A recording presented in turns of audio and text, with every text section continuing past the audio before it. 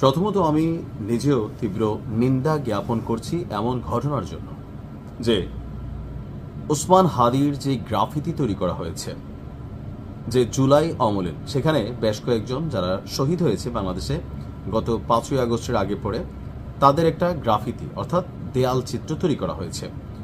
তো সেই দেয়াল চিত্রের উপরে কে বা কারা রাতের বেলা এসে একটা ভিডিও ধারণ করেছে যে 3 জন লোক সেখানে এই গ্রাফিতিতে শহীদ ওসমান হাদির গ্রাফিতির উপর প্রস্রাব করছিল, আর এই ভিডিওটা আরেকজন ধারণ করছিল, আর সেই ভিডিওটা ফেসবুকে আপলোড করা হয়েছে।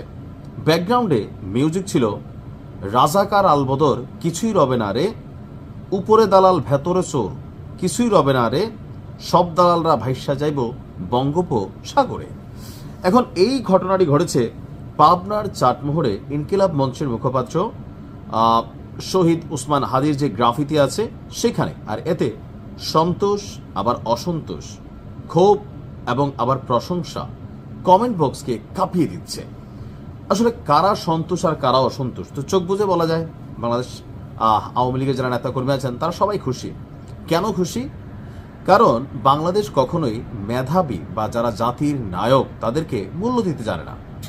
যেমন ধরেন 5ই আগস্টের পরে বঙ্গবন্ধু শেখ মুজিবুর রহমানের গ্রাফিতি, ভাস্কর্য বা বিভিন্ন জায়গায় যাই ছিল বা বিভিন্ন নামকরণ ছিল সেগুলোকে বদলানো হয়েছে, ধানমন্ডি 32 ভাঙা হয়েছে। সেই সময় কেউ সন্তোষ প্রকাশ করেছেন, আবার আওয়ামী লীগ অসন্তোষ প্রকাশ করেছে।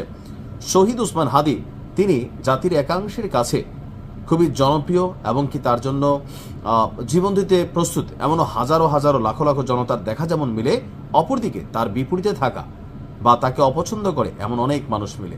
এখন কেন ঘটনাগুলো হচ্ছে? এর মেইন কারণ হচ্ছে আপনি যখন ক্ষমতায় আছেন, আপনার বিপরীতে যে মানুষগুলো আছে বা যেই মতগুলো তৈরি হচ্ছে বা যে কোনো অ্যাক্টিভিটিস হচ্ছে সেগুলোকে আপনি দমন করেন, আপনি নিপীড়ন করেন, আপনি উল্লাসে মেতে ওঠেন। মানে আপনার কাছে ভাল লাগছে, আরেকজনের কি হয়েছে তাতে আপনার কিছু যায় আসে না। এখন এই বিষয়গুলোর যে চর্চা, সেই চর্চারই রেজাল্ট হচ্ছে শহীদ ওসমান হাদির গ্রাফিতিতে যেটা হয়েছে। বঙ্গবন্ধুর ভাস্কর্যে বা বঙ্গবন্ধুকে নিয়ে যে অপমানজনক কর্মকাণ্ড করা হয়েছে ওইটা যেমন নিন্দনীয় ছিল, এটাও কিন্তু নিন্দনীয়। কিন্তু আপনি কাকে থামাবেন? এখানে যে বিষয়টা হয়েছে, যে রিলসটা আপলোড হয়েছে, শতভাগ এটা যুবলীগ ছাত্রলীগের ছেলেপেলেরা করছে। আর বঙ্গবন্ধুর এগুলোতে কারা করছে? এনটি আওয়ামী লীগ। কিন্তু বঙ্গবন্ধু একজন জাতীয় নেতা, জাতীয় বীর, বা আপনি যে নামে তাকে অভিহিত করেন। শহীদ ওসমান হাদির ভূমিকা ভিন্ন জায়গায়, তার জায়গাটা ভিন্ন জায়গায়, কিন্তু ঘটনাগুলো ঘটছে। এই সংস্কৃতির পরিবর্তন হতে হবে। কিন্তু এটাকে এত সোজা? বলা সোজা, খুবই সিম্পল না? বলা সোজা। বাংলাদেশের মানুষের মধ্যে রাজনৈতিক আইডলিজম ধর্মের চেয়ে বড়, পিতৃ পরিচয়ের চেয়ে বড়। ধরেন বাবারে গালি দিলে মানা যায়, কিন্তু নেতারে গালি দিলে এদেশের মানুষ মানে না। ধর্ম নিয়ে কথা বললে, ধর্মের বিপরীতে কোনো কথা বললে, আল্লাহ রাসূলকে অপমান করলে, নবীকে অপমান করলে এদেশের একাংশ কথা বলে আর একাংশ বলে না। কিন্তু নেতা নিয়ে দলীয় যিনি প্রধান আছেন, ধরেন শহীদ প্রেসিডেন্ট জিয়াউর রহমান, আওয়ামী লীগের সময় সমস্যাটা কি ছিল? যে শহীদ প্রেসিডেন্ট জিয়াউর রহমানকে মুক্তিযোদ্ধা বিরোধী, পাকিস্তানের এজেন্ট, এই ধরনের যে ট্যাগ দেওয়ার চেষ্টা করছে, সাধারণ মানুষ এগুলো পছন্দ করে নাই। এই যে মুরাদ, জনাব তারেক রহমানের মেয়েকে নিয়ে, জাইমাকে নিয়ে যে ধরনের বক্তব্য দিয়েছে, এগুলো মানুষ পছন্দ করে নাই, মানুষ ঘৃণা করছে। বাস্তবতা তাই না? কিন্তু দেখা গেছে যে আওয়ামী লীগ করতো, কিন্তু এগুলো ঘৃণা করছে, প্রতিবাদ করছে।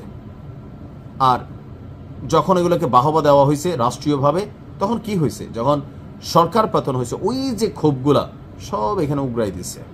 বঙ্গবন্ধুর ভাস্কর্য থেকে শুরু করে মানে গণহারে এগুলো হয়েছে।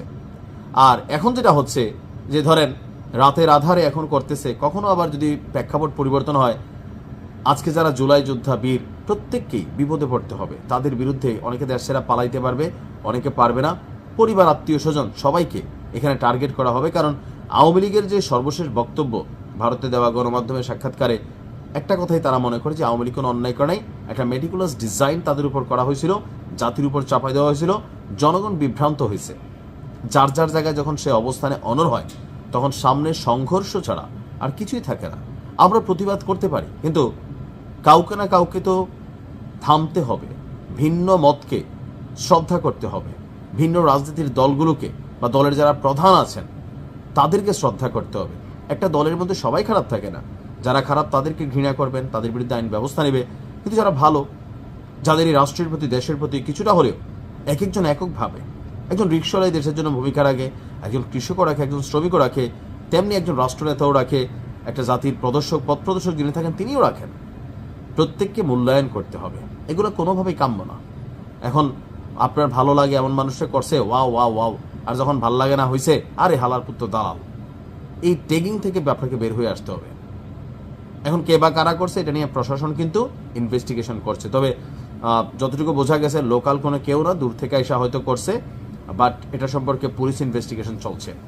ভালো থাকুন, ভালোবাসার একটা বাংলাদেশ গড়ে তুলুন। আসসালামু আলাইকুম।